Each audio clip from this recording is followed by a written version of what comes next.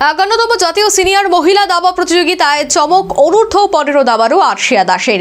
শনিবার শেষ দিনে শেষ রাউন্ডে চমক দিয়ে ব্রোঞ্জ পদক জয় দুর্গাপুরে, যার কারণে মহিলাদের বিশ্বকাপ দাবা প্রতিযোগিতায় সরাসরি অংশগ্রহণের সুযোগ রাজ্যের এই দাবারুর।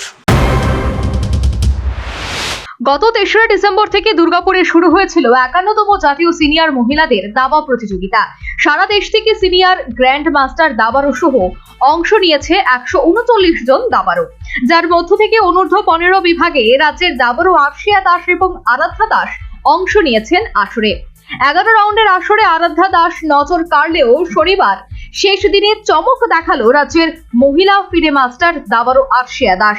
11 রাউন্ডের আসরে 8.5 পয়েন্ট নিয়ে ব্রোঞ্জ পদক জয় করে যদিও আসরে সিনিয়র দাবারু তামিলনাড়ুর WGM নন্দিতা প্রথম স্থান এবং পশ্চিমবাংলার WGM মেরি গোমস রূপপদক জয় করে। 11 দিনের এই আসরে অসাধারণ পারফরম্যান্সের কারণে 2026 সালের মহিলা বিশ্বকাপে দাবা প্রতিযোগিতায় সরাসরি অংশগ্রহণের সুযোগ পেয়ে যান আরশিয়া। প্রতিযোগিতার শেষে আরশিয়ার হাতে তুলে দেওয়া হয় নগদ 4.5 লক্ষ টাকার প্রাইজ মানি এবং সুদৃশ্য ট্রফি। এদিকে রবিবার আরশিয়া দুর্গাপুর থেকে যোগ দেবে জামশেদপুরে। আগামী 15 ডিসেম্বর থেকে জামশেদপুরে শুরু হচ্ছে অনূর্ধ্ব 19 দাবা প্রতিযোগিতা, যা চলবে 19 ডিসেম্বর পর্যন্ত। আরশিয়ার অভিভাবক সহ রাজ্য দাবা অ্যাসোসিয়েশনের প্রতিনিধি আশাবাদী 51তম জাতীয় সিনিয়র মহিলা দাবা প্রতিযোগিতার এই সেরা সাফল্যের ধারাবাহিকতা অটুট থাকবে অনূর্ধ্ব 19 জাতীয় আসরেও। Bureau report, news vanguard.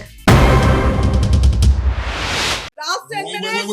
A plus B, the whole square equals A square, B square, 2AB, time's up. 5 more minutes left.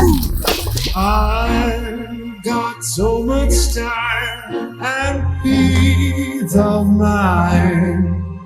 Life's feeling fine. My time to shine. At SIP Abacus, we build math foundation and improve academic performance. SIP Abacus,